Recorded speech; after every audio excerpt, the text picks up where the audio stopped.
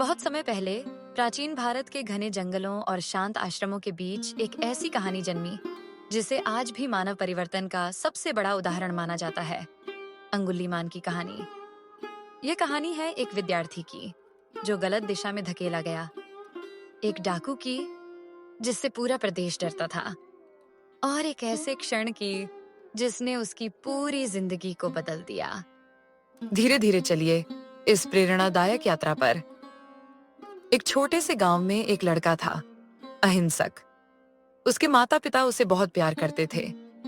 जब वह बड़ा हुआ तो उसकी बुद्धि और सीखने की क्षमता देखकर उसके माता पिता ने उसे एक प्रसिद्ध गुरु के आश्रम में भेज दिया। अहिंसक शांत स्वभाव का, मेहनती और सबका प्रिय था।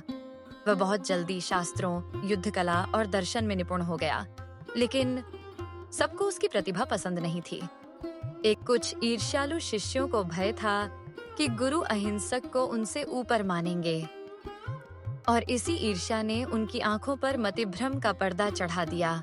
अगर अहिंसक ऐसे ही आगे बढ़ता रहा तो गुरु उसे ही सबसे श्रेष्ठ घोषित कर देंगे। तो क्या करें?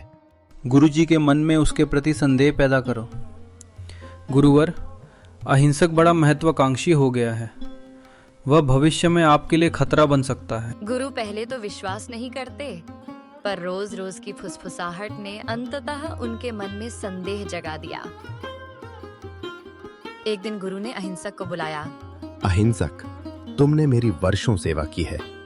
यदि तुम वास्तव में मेरे प्रति समर्पित हो तो मुझे तुम्हारी अग्नि परीक्षा लेनी होगी। गुरुवर, मैं जो कहेंगे वही करूंगा। मेरे लिए 100 मानव उंगलियां ला कर दो।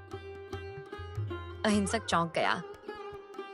अहिंसक ने सोचा कि शायद यह बस उसकी निष्ठा की परीक्षा है, लेकिन कुछ समझ न आने पर वह जंगल में रहने लगा। दिन बीते और धीरे धीरे उसने यात्रियों पर हमला करना शुरू किया। हर उंगली को वह एक पेड़ पर लटकाता, और फिर एक दिन उसने उन उंगलियों की माला बना ली। अब लोग उसे उसके नए नाम से डरने लगे। अंगुलीमाल का आतंक पूरे क्षेत्र में फैल गया। कोई अकेला यात्रा करने की हिम्मत नहीं करता। माएं अपने बच्चों को डराकर कहती, सो जाओ वरना अंगुलीमाल आ जाएगा।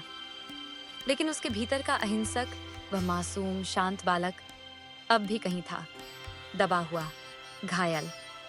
कभी कभी वह रात को तारों को देखता और सोचता, क्या मैं सच में इतना बुरा बन गया हूं?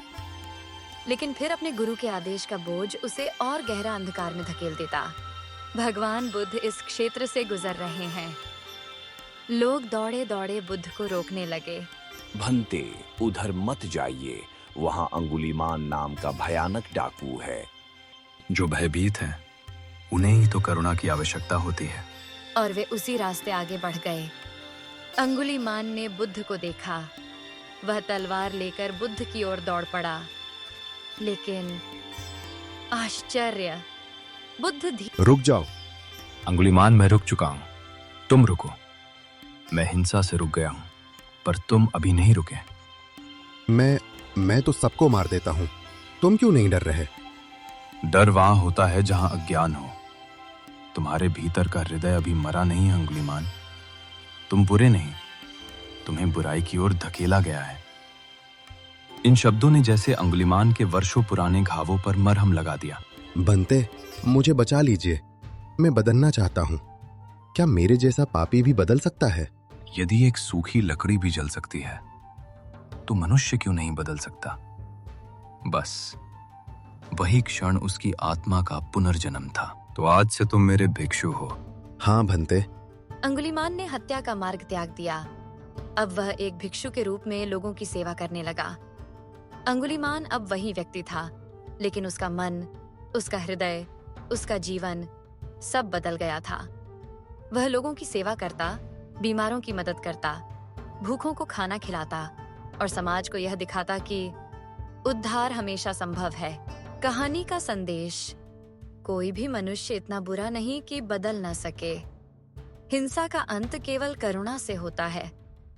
गलत राह पर चल रहा व्यक्ति भी सही मार्ग पकड़ सकता है। सच्ची शिक्षा मन को और फिर दुनिया को बदल देती है।